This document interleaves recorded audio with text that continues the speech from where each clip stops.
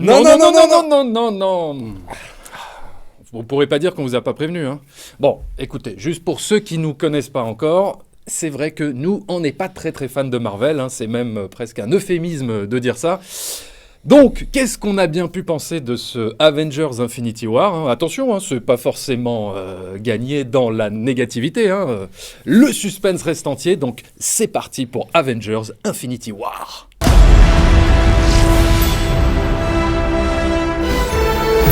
Bonjour et bienvenue dans les Cousins Follow Cinéma, et aujourd'hui donc on va vous parler du très attendu Avengers Infinity War, le dernier Marvel en date, réalisé donc toujours par les frères Russo, avec toute la pléiade d'acteurs qui suit. Et Ah mais tu vas tous les nommer. je vais tous les nommer un par un, il y en a 26. Donc 27 voilà. je crois, attention. Alors voilà, donc on est on est donc au 19e film du MCU inauguré en 2000, je ne sais combien, avec Iron Man, je crois. Ah bah en 2008, hein, ça fait 10 ans. Ah, ça fait 10 ans, ouais. C'était Alors en donc 2008, ouais. Ouais, mais attends, alors attention, il faut être précis, hein. Là, Avengers Infinity War, c'est donc le dernier film, je crois, de la phase 3 du Combien il y a de phases ? Non, mais c'est le dernier film de la phase 3 du chapitre 4 du paragraphe 12 alinéa 4. Voilà. Non mais Donc, voilà, donc en faut être gros, précis. en fait, Avengers Infinity War représente le pourquoi ils ont mis justement ils ont créé le premier Avenger, puisque maintenant, dans Avengers, Qu'est-ce que... oh putain, non parce qu'en fait ça représente la quintessence de... Ça représente la carte d'essence de quoi? Non, ce que je veux dire, c'est le pourquoi. En fait, pourquoi j'arrive à formuler. Alors, il faut savoir que Avengers Infinity Wars, bon, ça représente un petit peu la finalité de ce qu'était Avengers réalisé par Joss Whedon, puisque le premier Avenger a été créé dans le but de ce Avengers Infinity War, c'est-à-dire la lutte contre Thanos. Voilà. Et donc justement, je t'invite à résumer cet Avengers Infinity War. Vas-y, s'il te plaît. Bah, en gros, c'est Thanos qui veut détruire la Terre. Non, en gros, voilà, c'est Thanos. Non, l'univers. Alors oui, donc en gros, c'est Thanos qui veut détruire l'univers et qui est à la recherche des pierres d'infinité. Voilà. Bah, en fait, alors c'est pas exactement. En fait, il veut pas détruire l'univers, il veut réguler l'univers en commettant un génocide immense pour que toutes les planètes puissent justement survivre. S'il y a un manque de ressources, tout ça, bon bref, c'est son délire à lui. Donc il veut annihiler la moitié de la population de l'univers. Et donc pour ça, il lui faut les fameuses pierres d'infinité. Et quand il les aura toutes réunies, il aura les pouvoirs absolus pour accomplir son plan néfaste. Voilà. Et donc, les super-héros, les Avengers, les Gardiens de la Galaxie, enfin toute la ribambelle, tous ces super-héros doivent s'allier pour empêcher Thanos d'accomplir son plan. Voilà. Alors donc, dans cette vidéo, il faut préciser qu'il y aura évidemment une grosse partie spoiler. Pour l'instant, on ne spoilera pas, donc vous inquiétez pas pour ceux qui ne l'ont pas encore vu. Mais bon, avec 630 millions de dollars au compteur, je peux pas croire que ceux qui nous regardent ne l'aient pas encore vu. Mais bon, c'est pas grave. En tout cas, on va pas spoiler au début. On va pas spoiler au début, et après, hop, c'est parti. Moi, limite, j'ai envie d'attaquer la critique en parlant. Tu sais quoi, on va commencer par les points positifs. Alors voilà. Bon, parce qu'il y en a. Il y en a. Alors, je vous rassure, ce sera pas très long. Hein, mais non mais il y en a, ça va, faut pas être de mauvaise foi non plus. Non, mais voilà. Trucs, Et on va tout de suite dire que le point, pour moi en tout cas, hein, et je pense aussi pour toi, le point positif du film, c'est le méchant, c'est Thanos, qui est quand même plutôt bien réussi. Non, t'es pas d'accord? Moi, j'ai quand même plus de réserve que toi sur le méchant, mais je vois ce que tu veux dire. Non, mais on va dire que c'est le personnage le plus intéressant. C'est, on va dire, l'un des seuls qui a véritablement une histoire à raconter dans le film, qui a un arc narratif. Je trouve que, moi, au vu des trailers, je m'étais dit, je sais pas comment ils vont réussir à m'intéresser avec un méchant qui a quand même une tête de prépuce. Donc, je trouve que finalement, le pari est plutôt réussi parce que même en termes de, tu sais, en termes d'émotion, en termes de tout ce que ça peut transmettre dans les yeux, tout ça, parce que c'est quand même un personnage en CGI, je trouve que c'est plutôt réussi. Et d'ailleurs, quand tu vois que les effets spéciaux ont été réalisés par ILM et Weta Digital, tu comprends aussi un petit peu pourquoi c'est quand même de qualité. Mais donc, je trouve qu'en termes de méchants, non, ils ont vraiment réussi à faire quelque chose d'intéressant parce qu'ils l'ont humanisé. Ils nous racontent quelque chose sur lui. Je trouve qu'ils l'ont bien caractérisé. Le méchant a une personnalité. Et puis surtout, on comprend ses motivations. C'est pas juste un méchant qui est là, unidimensionnel et qui va dire « Je veux tout détruire !» Voilà, bon. Il a quand même une personnalité et c'est assez intéressant quand même. Moi je peux te rejoindre rejoindre sur certains points par rapport aux méchants, mais il y a autre chose que je dirais, mais ça, je pense que ce sera plus dans la partie spoiler, par rapport à mes réserves quant à ce personnage-là. Oui, mais alors, qu'est-ce que tu as aimé donc dans ce méchant? Non, alors oui, je te rejoins sur le fait qu'effectivement, il a un arc narratif plutôt pas mal, qui détonne un peu des autres méchants, que ce soit Marvel ou DC. Honnêtement, c'est le meilleur méchant qu'on ait vu dans un film Marvel. Qui est bien fait. Oui, voilà, c'est peut-être un des meilleurs méchants qu'on ait vu dans un film Marvel, donc là-dessus, je te rejoins. Après, voilà, il y a d'autres trucs où je suis un peu plus... Ah oui, non, mais c'est pas... Voilà, non, mais je le dirais ça plus dans la partie spoiler. D'accord. Deuxième chose pour nous assez réussie, c'est, pas l'introduction, mais la réintroduction, quand même, de 26 personnages, de 26 super-héros dans un film de 2h30, et... Franchement, ça aurait pu frôler l'indigestion quand même avec 26 personnages et tout. Et finalement, on se rend compte que les scénaristes et les réals ont quand même bien géré toute cette cette réintroduction dans l'univers parce qu'il faut mettre Doctor Strange, il faut mettre les Gardiens de la Galaxie, il faut mettre Spider-Man, Iron Man, il faut tous les mettre. Et finalement, alors, on va pas dire qu'ils sont tous super bien développés, mais disons qu'au moins, il y a ce côté... On a le temps de s'attarder avec chaque personnage dans chaque situation, etc. Et ça, c'est plutôt bien. Ça va. Franchement, ça va. Tu dis c'est pas super bien développé, j'ai presque envie de dire c'est pratiquement pas développé. Je veux dire, le film ne raconte pratiquement rien sur les personnages. Non, mais ça, on spoil pas. Je veux dire, nous, on a trouvé que ça racontait pas grand-chose. Moi, quelque chose que j'ai vraiment bien aimé dans le film, tu me diras si t'es d'accord, c'est la multiplicité des environnements. C'est-à-dire que pendant le film, on est baladé aux quatre coins de la galaxie, et j'ai trouvé ça super dépaysant. Disons que ce qui est bien, c'est qu'on évite le côté urbain, New York, destruction de New York, comme d'hab. Voilà, ça, c'est plutôt pas mal, quoi. C'est ça que je voulais dire, c'est que le film, il assume pleinement sa dimension space opéra, et ça, c'est plutôt chouette, plutôt cool, parce que voilà, on est baladé d'un environnement à un autre, c'est dépaysant, c'est plutôt agréable, visuellement, c'est plutôt sympa, quoi. Voilà, c'est assez riche, on va dire, visuellement, sur ce plan-là. Maintenant, qu'est-ce qu'il y avait d'autre de positif à dire? Je crois qu'on a fait le tour. Voilà. Les effets spéciaux sont. Oui, alors voilà. Sont bien. Alors toutes les scènes. Alors il faut dire une chose, c'est que toutes les scènes qui se veulent épiques, on va dire entre guillemets, sont plutôt réussies d'un point de vue formel. C'est-à-dire qu'en d'un point de vue effets spéciaux. D'un point de vue effets spéciaux. Ouais, mais d'un point de vue. Mais pas d'un point de vue mise en scène. Ah non, pas d'un point de vue. Alors oui, pas d'un point de vue de mise en scène, parce que là il y a beaucoup de réserves. Mais c'est vrai que d'un point de vue effets spéciaux, putain, ça envoie du lourd. C'est-à-dire que les explosions, les vaisseaux qui arrivent, machin qui déboulent, il y en a partout et tout ça. Et c'est vrai que là-dessus, c'est quand même très, très, très réussi. Ouais. C'est bien fait. On sent le budget qui s'élève, je crois, à plus de 400 millions de dollars sur ce film, sur sa totalité, je crois, ce qui est quand même énormissime. On sent que c'est bien passé là-dedans et tout, ça, il n'y a aucun problème. Voilà.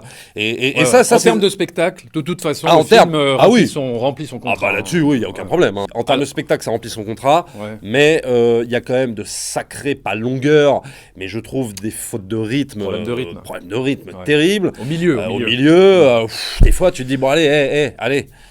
Faut y aller, quoi, tu vois. Alors voilà, c'est pour ça. Donc là, on va rentrer dans la négativité sans spoiler. Alors c'est vrai que ça va être compliqué de rentrer dans la négativité sans spoiler. Non, mais attends, on va essayer de trouver. Sans spoiler, ce qu'on peut dire, c'est que d'un point de vue de mise en scène, il n'y a rien d'extraordinaire. Non, mais c'est vrai, en termes de... Il y a rien d'inventif. Mais ça, j'ai envie de te dire que c'est le problème depuis le début. Quand les frères Russo se sont emparés du truc, j'ai même envie de te dire, même à l'époque de Joss Whedon, je suis désolé pour les fanboys de Joss Whedon, mais il n'y a absolument rien. Moi, tu me dirais que c'est réalisé par Joss Whedon, par les frères Russo, par Brett Ratner, par je ne sais qui. Ouais. Pour moi, c'est la même chose. C'est-à-dire qu'il n'y a aucune empreinte de mise en scène. Il y a pas, dans ces films... Il n'y a pas d'identité. C'est terrible. Il n'y a aucune identité. Et ce film-là n'échappe pas à la règle. Il n'y a pas d'identité de mise en scène, quoi. Donc, Non, et puis, voilà. C'est-à-dire que la mise en scène, on va pas dire que c'est nul, on va pas dire que c'est mauvais. Non, mais c'est pas extra... C'est ni mauvais, ni extraordinaire. C'est fonctionnel, quoi. C'est une mise en scène, ça fait le taf, quoi. Mais il n'y a rien de transcendant là-dedans. Après, en termes donc de personnages, alors oui, il y a 26 personnages. évidemment, en 2h30, tu ne peux pas tout bien développer, et donc tu as des personnages qui font presque office de figuration, enfin je veux dire en termes de narration, ils sont là juste pour être là. Genre Scarlett Johansson, quoi. Bah, c'est genre Scarlett Johansson, mais tu sais quoi, mais même Captain America. Oui. Captain America, Black Panther, ils servent à rien. Enfin, je veux dire, à part juste être des pions pour stataner avec le méchant, mais voilà. Moi, finalement, le truc qui m'a quand même bien plu, justement, par rapport à ça, c'est justement par rapport à l'utilisation des personnages, parce que j'adore cet acteur, c'est Benedict Cumberbatch, qui est finalement, je trouve, est peut-être le mieux utilisé, donc Doctor Strange, qui pour moi est carrément le mieux utilisé dans le film.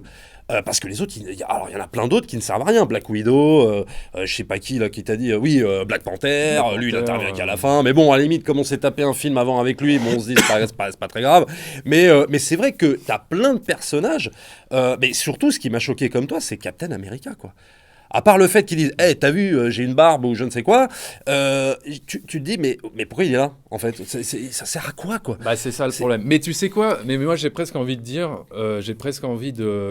d'être clément à ce niveau-là et de dire que de base, le pari était presque impossible de rendre ce film intéressant avec autant de personnages. Tu ne peux pas tous les développer, bien évidemment, en 2h30. Tu ne peux pas tu ne peux pas développer un arc narratif pour chaque personnage. C'est impossible, et je trouve que ils en sortent finalement pas si mal, tu vois. Ça va, quoi. C'est pas affreux. En termes d'humour, Marvel. Alors, ça va?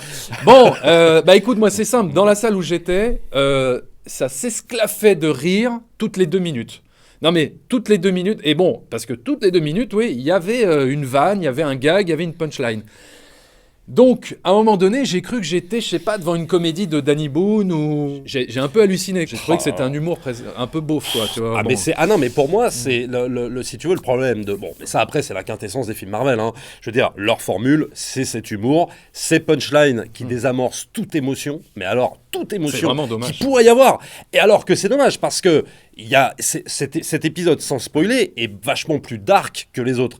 Et le problème, c'est que tu te dis, bah ouais, ça va vers le dark, donc ils vont peut-être arrêter un petit peu leur punchline et tout. Mais non, ils continuent leur punchline, leur humour de beauf, leur truc machin, et tu dis, putain, c'est tellement dommage. Parce que là, il y avait vraiment moyen à faire autre chose que des phases d'humour à la con, quoi. Bah c'est ça, je pense que t'enlèves, je sais pas, 80% des blagues, des vannes, mais tu gagnes en dramaturgie, tu gagnes en souffle épique, truc de fou. C'est-à-dire qu'il y a des scènes, donc sans spoiler, il y a des scènes avec une certaine tension dramatique qui est mise en place.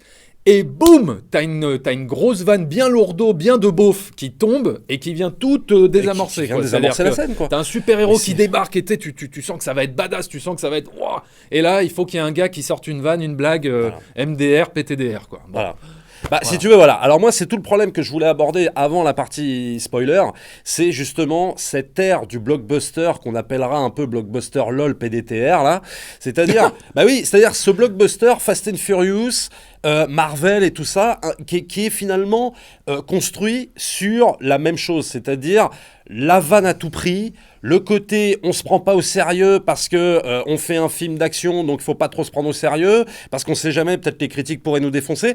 Donc si tu veux, on est dans cette ère insupportable, pour moi, personnellement, du blockbuster roi, puisqu'à l'heure où on fait la vidéo, il en est à 650 millions de dollars dans le monde.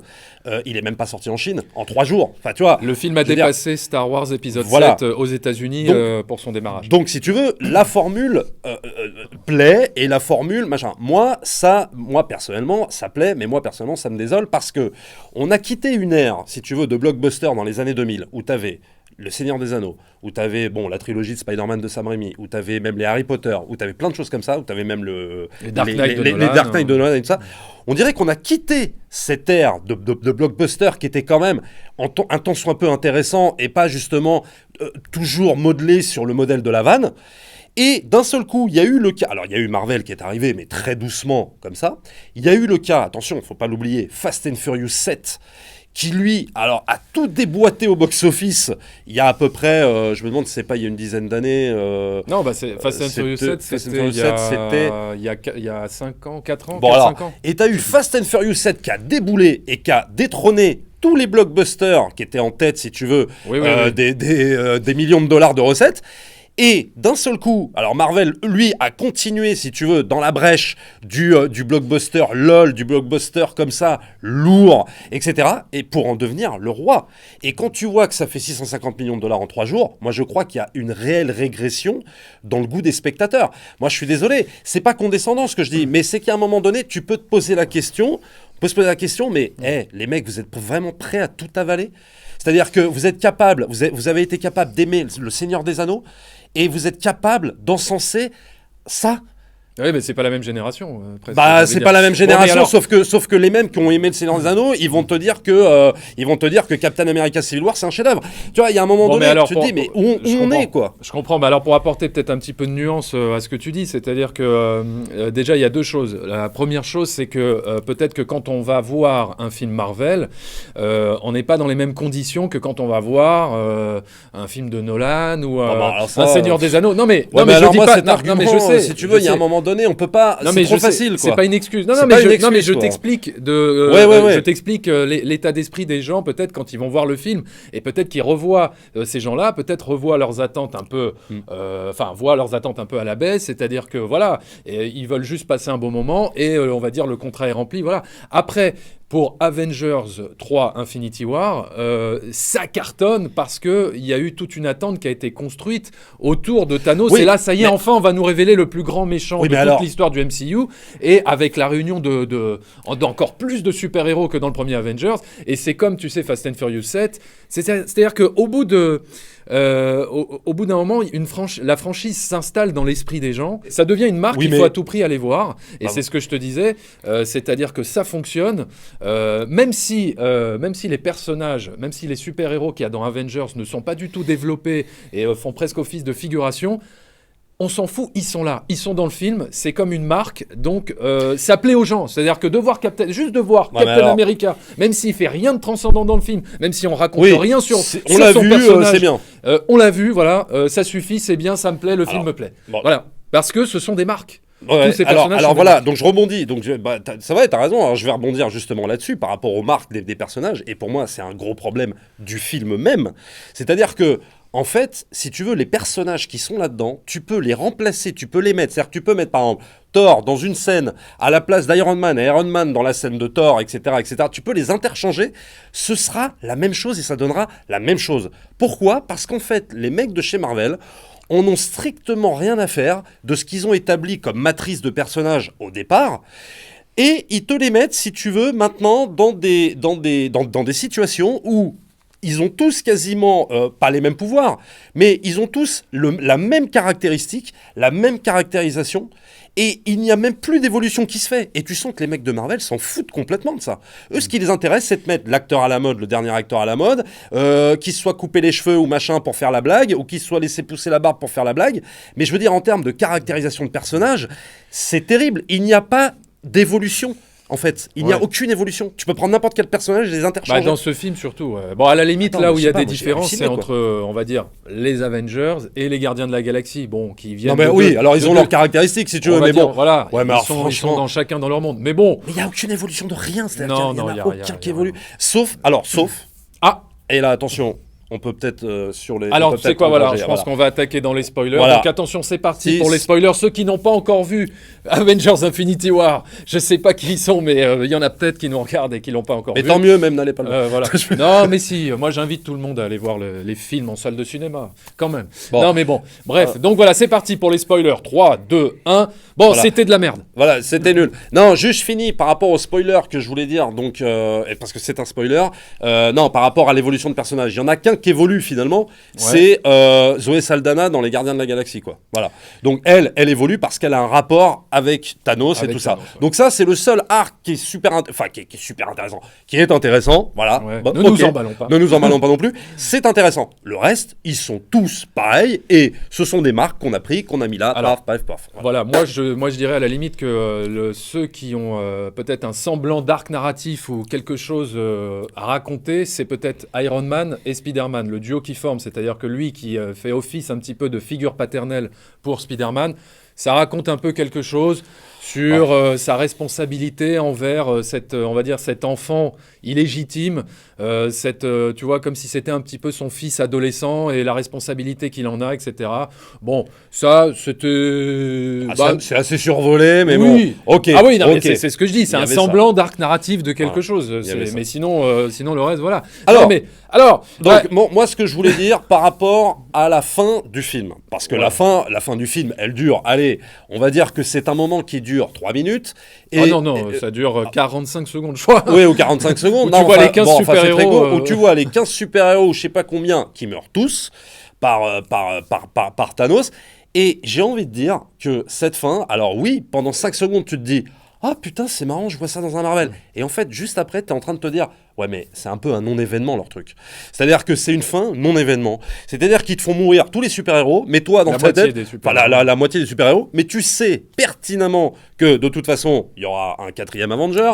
Tu sais que l'année prochaine, tu te tapes un film Spider-Man, qu'après, tu vas te taper Ant-Man, que tu vas te taper tout ça. Donc, tu vas dire, arrêtez de nous prendre pour des cons. Ils vont tous ressusciter d'une manière ou d'une autre, etc., etc. C'est comme quand ils nous avaient fait le coup sur Batman v Superman, avec Superman, genre qui meurt, mais ouais, mais ça se trouve, il est pas... Enfin bon, arrêtez avec ça, c'est fausse fin de bidon.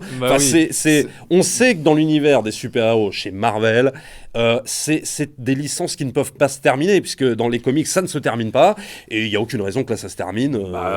C'est clair que non. C'est tellement une poule aux œufs d'or pour Marvel. Ils vont pas tuer leurs super-héros. Non, mais surtout qu'ils viennent de nous introduire Black Panther, et ils ont fait un carton, et t'inquiète pas, ils vont pas le tuer. Ils vont pas le tuer. Non, mais tu vois, c'est pour ça que cette fin... non, mais limite, voilà, regarde, tu sais quoi, quand la fin est arrivée, moi, ça m'a limite fait rire. Non, mais c'est horrible. Au début, je suis passé par une phase de surprise. J'ai fait « Ah putain, ah ouais ?» Et en fait, après, quand je les ai vus tous se faire décimer, tac, tac, tac, mais à vitesse grand V en 2-2, ça m'a plutôt fait rire parce que je me suis dit... Bon, écoute, au moins c'est fini, c'est terminé. Non mais ça m'a fait rire en fait la rapidité avec laquelle tout le monde y passe quoi. Et c'est pour ça que pour moi cette fin, elle fonctionne pas du tout émotionnellement parce que tu n'as pas du tout le temps d'être impacté parce que c'est tellement vite expédié que voilà on passe d'un super-héros à un autre et puis c'est presque comique la façon dont ils partent quoi. Et effectivement au bout de 2 minutes tu te dis bon bah de toute façon on sait très bien qu'ils vont revenir donc c'est ça qui me dérange, c'est qu'il n'y a aucune fatalité, quoi. Et moi, quand je suis sorti de la salle, je me suis dit, bon, bah ok, le prochain Avenger, ça va être d'essayer de retrouver la pierre du temps pour pouvoir remonter le temps et sauver tout le monde. Voilà, bon, c'est facile. Enfin, tu vois, bon, ça va sûrement être ça. Ou alors même un autre truc. Oui, ou un autre truc. Ils vont aller voir le pote de Doctor Strange. Oui, voilà. Et puis, ils vont lui demander de les aider à retrouver la pierre du temps, l'utiliser. Et puis, hop, c'est reparti. Et puis, on ressuscite tout le monde. Bon. Mais là, au bout de 18e film, où t'as compris que les mecs, t'as compris le marketing de Disney et de Marvel, tu te dis, non, arrêtez les mecs, arrêtez de vouloir jouer sur la fibre, genre, c'est peut-être l'Empire contre-attaque. Non, arrêtez avec ça, quoi. Faut arrêter de se pignoler là-dessus. Non, c'est pas du tout ça, quoi. Et ça ne procure pas ce truc. Parce que le marketing est tel que on peut pas être pris, on peut pas y croire à leur histoire de mort en fait. Voilà, c'est ça le problème. C'est qu'on peut pas croire à cette fin. On ne peut pas y croire. Ouais, tu disais l'Empire contre-attaque. L'Empire contre-attaque, à la fin du film, il y a une vraie fatalité. Il y a une vraie dimension sombre. Bah voilà. Et puis c'est des univers où, si tu veux, les personnages peuvent pas ressusciter comme ça. Même dans un truc comme dans une franchise, je pensais à ça à Harry Potter, où pourtant c'est plein de magie, de sorcellerie et tout ce que tu veux. Bah quand t'as des personnages qui meurent, ils meurent quoi. Oui, voilà c'est quoi. fini. C'est terminé. Dans Le Seigneur des Anneaux, quand t'as Boromir dans la communauté de l'anneau, dès le premier film quoi. Dès le premier film, il te met une émotion de dingue alors que tu t'es tapé qu'un film. Il meurt. Voilà, tu sais que c'est terminé. Allez, à la limite, pour être honnête, pour pas être de mauvaise foi, je dirais que la mort de Spider-Man dans les bras d'Iron Man, bon, c'est venu me chercher un petit peu d'émotion parce que voilà, c'est un adolescent, c'est un gosse, et puis quand il dit Monsieur Stark, j'ai pas envie de mourir, tout ça, bon, voilà. Non mais bon. Non, pas toi. Ouais, je sais pas. J'ai eu vachement de mal, quoi. J'y ai pas cru. Non, mais je veux dire, c'était le seul moment du film émouvant. Oui. Non, mais c'était la seule émotion du film. C'était ces 30 secondes de Peter Parker qui meurt dans les bras d'Iron Man. Mais moi, j'ai du mal avec ça parce que vu que j'ai pas aimé, enfin, vu que le premier Spider-Man Homecoming, ça m'a rien fait, je me dis, ouais, mais je m'en fous. En fait, tu vois, c'est ça le truc. C'est que ça me procure absolument rien, quoi. Même Iron Man, au bout d'un moment, il m'a saoulé. Il me saoule. Enfin, tous ces personnages-là, si tu veux, à part Doctor Strange que j'ai trouvé assez intelligemment exploité dans le film. Mais il faudra m'expliquer pourquoi il y a eu Captain America Civil War avant, parce que t'as l'impression, si tu veux, qu'on enchaîne des films, mais qui n'ont aucune conséquence les uns avec les autres, on s'en fout. De leur dissension d'avant, on s'en tape, il n'y a aucune répercussion là-dedans, c'est même pas exploité. Je trouve ça tellement dommage, alors que Civil War avait justement des éléments hyper intéressants là-dessus, et que là, je trouve qu'il n'exploite absolument pas. On revient dans un espèce de film de super-héros pour gamins de 7 ans. C'est chiant, quoi. Par rapport à Thanos, qui est bien, hein, interprété, je crois, par Josh Brolin, et qui est plutôt bien. Alors, effectivement, mais quand on voit, quand on s'est tapé, si tu veux, tous les méchants bidons qu'on s'est tapé avant, c'est quand même pas très difficile de faire mieux. Mais bon, on va dire que oui, c'est bien. En tout cas, c'est mieux que dans Justice League. Alors, c'est mieux que dans... Est-ce que tu le reconnais ? Oui, c'est mieux que dans Justice League, c'est mieux que dans... Bah, évidemment, c'est beaucoup mieux que dans Justice League, c'est beaucoup mieux que dans tous les autres Marvel qu'on s'est tapé et tout, il n'y a aucun problème. Oui, c'est le meilleur méchant de l'univers. Maintenant, ce que je reprocherais, parce que Marvel, c'est quand même des petits malins, ce que je reprocherais, c'est qu'ils ont trouvé une formule dans la formule. C'est-à-dire que, maintenant, pour pas se faire taxer de genre, on sait pas faire les méchants, il faut mettre cette espèce de formule de méchant à idéologie. Et moi, j'avoue que cette espèce d'automatisme qu'on a vu depuis Black Panther, parce que ça, on l'a vu aussi un peu dans Black Panther et tout ça, je sens que ça va commencer aussi à me fatiguer, ça. C'est-à-dire que ce côté, allez hop, pour pas qu'on nous dise « Ouais, votre méchant, il est bidon », allez hop, on va lui on va lui mettre une idéologie, on va le faire passer pour un gentil, on va peut-être même lui faire des meetings politiques dans le prochain, on sait pas. Tu vois, là, moi, je trouve que c'est bien, mais ça a ses limites aussi, quoi. Voilà. Ouais. Bon, moi je trouve que c'est justement ce qui fait c'est ce qui fait la force d'un bon méchant, c'est justement de lui donner. Ouais, mais sauf que Vador, il a pas besoin de tout ça pour être un grand méchant, quoi. Norman Bates, il a pas besoin de tout ça pour être un grand méchant. Là, moi ce que je reproche, c'est que comme les méchants de comics, de toute façon, sont à part le Joker, bien évidemment, à part le Joker, et c'est pour ça que pour moi le Joker c'est le meilleur méchant de tout l'univers des super-héros. Les méchants de comics, ils sont là pour détruire la Terre tout le temps. Donc il faut bien leur donner quelque chose. Donc c'est là où Marvel, ils se sont dit, bon, à la vite, il faut lui donner une idéologie environnementale, politique, je ne sais quoi. Mais moi, je trouve que tout ça fait très factice. Non, mais tu dis ça parce qu'on a déjà vu ça et qu'on a vite fait le tour. Ah ouais, mais on a déjà vu cette idée exploitée sur d'autres films et qu'on a vite fait le tour. Mais je trouve qu'ils s'en sortent plutôt habilement avec Thanos. Oui, il lui donne une idéologie. Oui, on peut faire même une analogie avec les tyrans et les dictateurs du XXe siècle.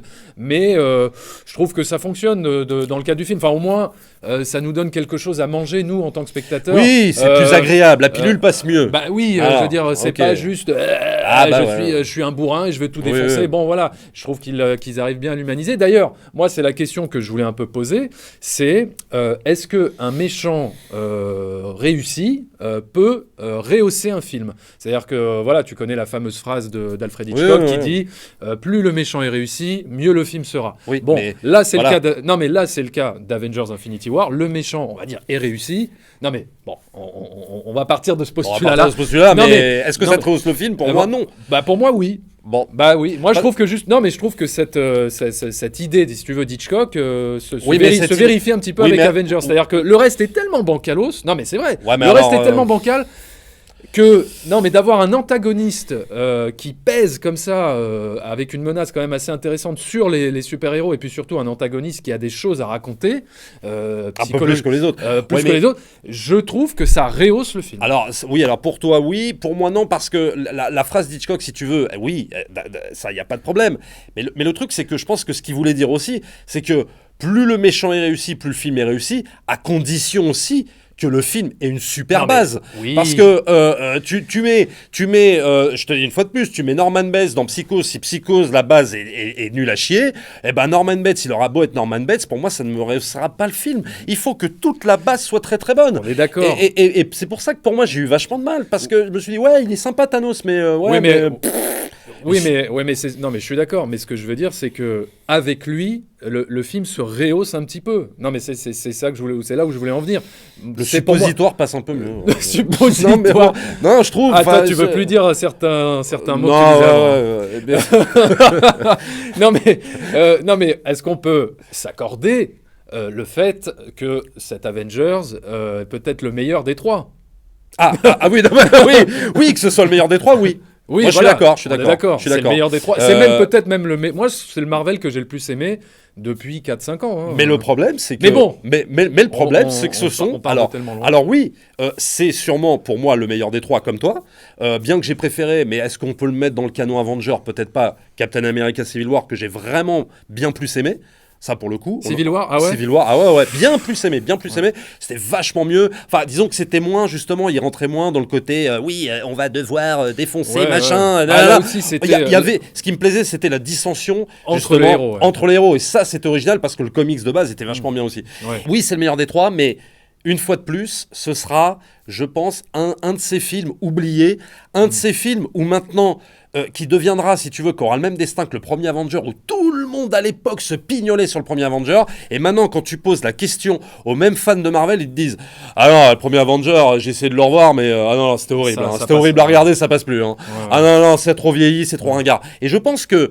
Mais de toute façon, ces films sont ringards. Mais parce que au moment où ils sortent, quoi. De toute façon, mais parce que ça raconte rien. Oui. Non, mais ça raconte pas grand-chose sur les personnages. C'est pour ça que je pense pas qu'on prendra un énorme plaisir à le revoir. Le plaisir, il est instantané parce que tu vois tous ces super-héros réunis pour affronter le grand méchant Marvel. Mais une fois que tu as passé cet effet-là. Je vois pas trop l'intérêt de revoir le film.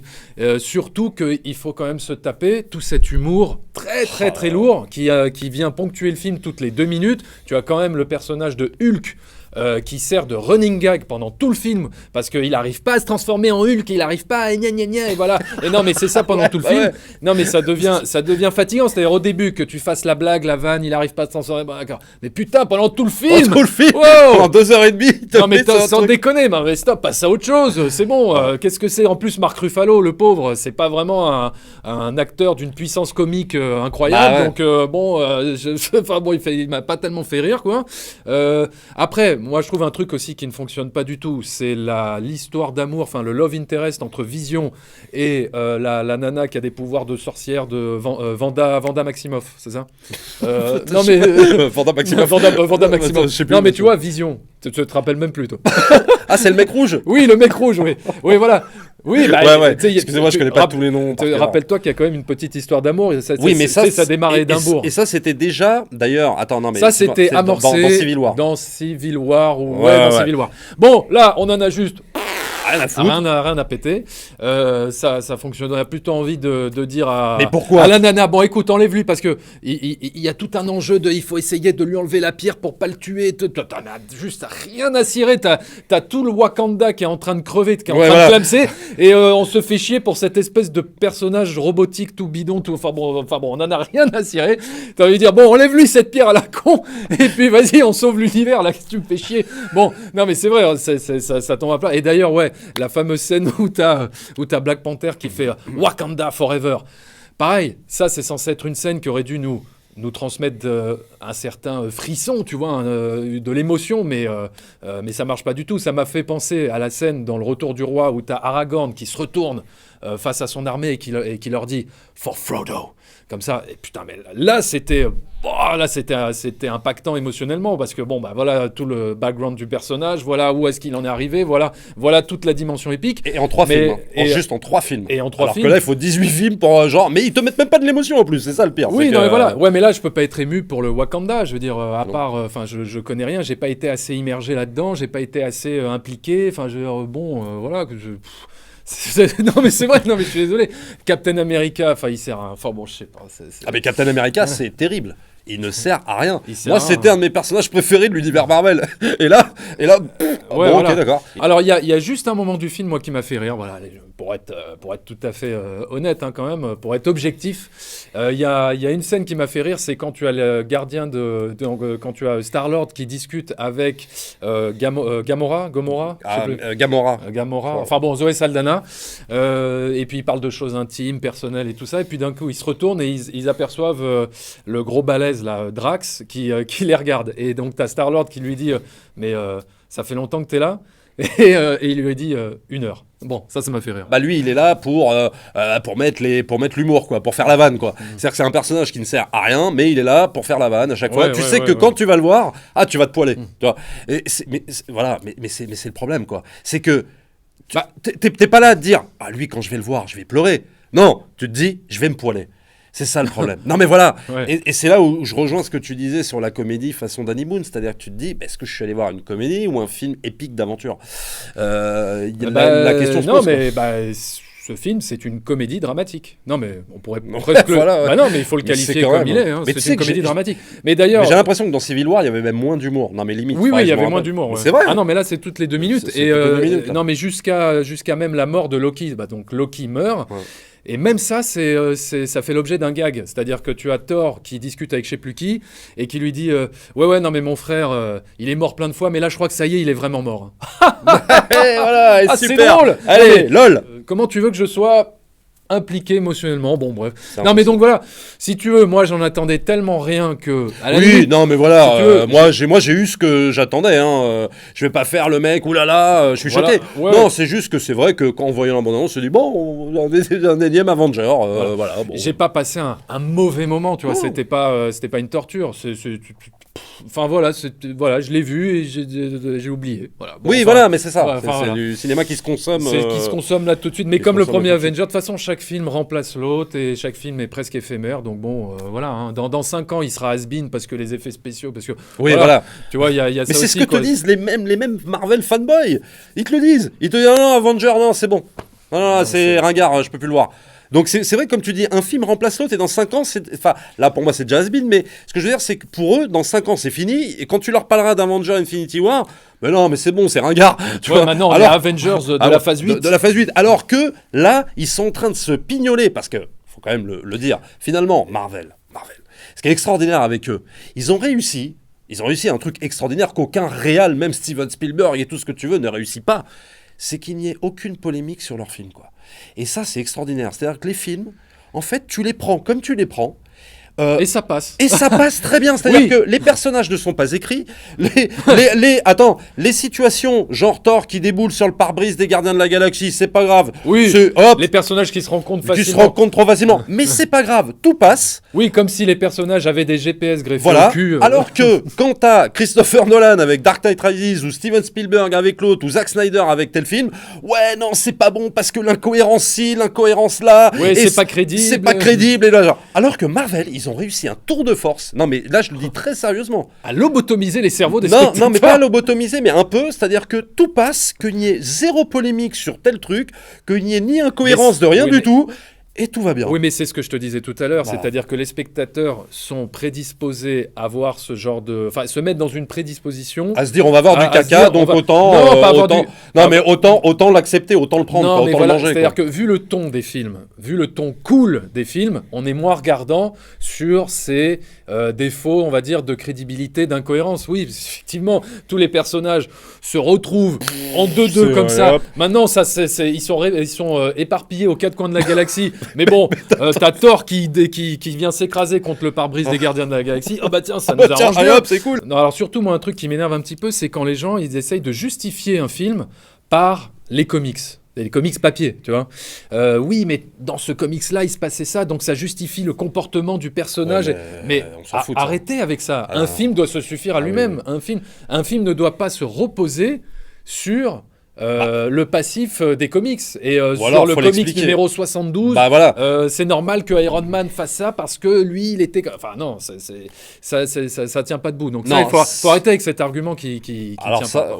oui, parce que les mecs vont te dire, mais C'est ouais, trop mais- facile. Ouais, pareil pour des mecs qui vont te dire, ouais, mais toi tu critiques ça, mais tu connais rien aux comics. Oui, mais attends, moi je suis pas là, moi je suis pas expert, je suis pas, là je suis pas critique en comics, je suis critique en cinéma. C'est-à-dire que je ne critique... juge le film. On juge le film. Et s'il y a une explication de Iron Man, il est comme ça parce que si, parce que ça, fallait l'expliquer dans le film d'avant et non pas dans le comics d'avant. Oui, Là, voilà, on est ouais, sur ouais. une continuité filmique. Pour revenir sur les facilités scénaristiques, il y a aussi le fait que Thanos a multiples occasions de décimer, de tuer les super-héros, tu vois. Mais il ne le fait pas. Tu sais pas pourquoi. Il a besoin d'aller au bout de son objectif et il voit que ces super-héros vont lui entraver la route, mais il les laisse vivre, tu vois, il laisse vivre Thor. À un moment donné, tu sais, il découpe, je sais plus quel personnage, il les découpe en rondelles, là, et tu dis, bon, bah alors ils sont morts, c'est fini, puis en fait, après, hop, ils se remettent. Enfin bon, non, mais il a multiples occasions de les tuer tous, mais il ne le fait pas. Tu sais pas pourquoi. Bon, voilà, facilité scénaristique pour pouvoir préserver cette fin soi-disant sombre où tous les super-héros vont mourir d'un coup en 45 secondes top chrono, quoi. Bref, alors comment ce film il a été reçu par les spectateurs du monde entier, la presse, Rotten Tomatoes, tout ça, on va tout de suite vous dire ça.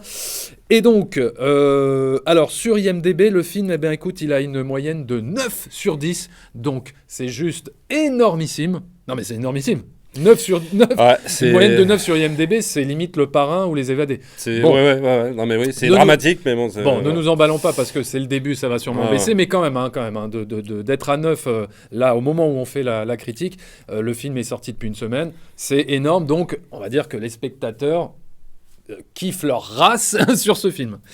Ensuite, sur Allociné, le film, il a une moyenne presse de 3,5, donc un accueil critique presse plutôt positif. Hein, plutôt positif, mais qui est quand même moins bon que le premier Avenger. À l'époque, le premier Avenger avait été reçu par la presse. Il a 4,1 ou 4,2. Tu dis, oh là là, genre limite, c'était le truc. Mais on peut comprendre ça par le fait d'avoir établi le fantasme à l'écran pour la première fois, en voyant tous les super-héros à l'écran dans un seul truc, et que la presse s'est emballée, quoi. Maintenant, elle est un peu plus... et elle souligne d'ailleurs, ce que nous, on a dit, c'est les limites de la formule, quoi. Alors, qui ne va pas se limiter, puisqu'on est à la fin de la phase 2 ou de la phase 3, ou j'en sais rien, et on va tamer une autre phase. Donc, on n'est carrément plus dans les limites, mais nous, on le ressent comme ça. Pour nous, ça y est, quoi. La limite, elle a été atteinte, mais alors largement, quoi. Oui, et en moyenne spectateur sur Allociné, le film, il est à 4,6. Donc, pareil, là, c'est un emballement critique des spectateurs total. Et sur Rotten Tomatoes, le film, il a une moyenne de 84%. Comment ça se fait ? Il est moins bon que Black Panther, je crois pas. Ouais, alors ça, je suis un petit peu étonné. Non, mais il y a peut-être un sursaut de la part de la presse anglo-saxonne. Non, mais donc 84%, c'est plutôt un bon accueil, mais c'est pas non plus dithyrambique. Ça fait pas autant l'unanimité que sur Black Panther ou même Spider-Man Homecoming, Thor Ragnarok, Civil War. C'est finalement l'un des moins bien reçus. Depuis 4 ans, je crois, 3-4 ans, tu vois. Alors que moi, je trouve que, à la limite, j'ai trouvé plus sympa à regarder, mais encore une fois, grâce aux méchants, quoi. Ouais. Mais bon, donc voilà, 84%. Voilà, donc alors, écoutez, au niveau des notes, combien au niveau des notes, je vais lui mettre, allez, je vais pas être trop méchant, je vais lui mettre 2 sur 5. Non, c'est pas terrible. Hein. Non, c'est pas je peux pas lui mettre plus, hein. Non, je lui mets 2 sur 5 parce que ça mérite cette note, parce que c'est le blockbuster LOL PDTR, je ne sais quoi, et moi je peux plus. Un blockbuster où il y a tellement de facilité scénaristique, où les personnages ne sont tellement pas écrits et où il y a trop d'invraisemblance, moi je suis désolé, ça mérite pas plus. Voilà. Bon, écoute, moi, je vais pas me sortir encore de ce rôle de good cop, bad cop routine. Bon, allez, je vais être un petit peu plus sympa que toi parce que j'ai pas trouvé le moment si désagréable que ça. Allez, 2,5. 2,5 sur 5. Je crois que voilà. mettre 3. Non, mais j'hésitais entre 2,5 et 3 et en fait, 2,5, ça me paraît bien. C'est bien. C'est bien. Donc voilà, 2,5. Voilà, désolé, on va sûrement se faire insulter par tous les fans de Marvel dans les commentaires. Ils sont déjà sûrement en train d'écrire qu'on est des vieux cons. Bref, c'est pas grave. Un grand merci à tous les tipeurs. N'oubliez pas de vous abonner à la chaîne, de liker, de partager, de s'abonner. Vous pouvez nous retrouver sur Facebook, Twitter, Sens Critique et sur Instagram. Vous pouvez faire un tour sur notre page Tipeee. Je mettrai tous les liens dans la description. Et on revient dans une prochaine vidéo. Allez, au revoir. Tout est une immense rigolade, Bender.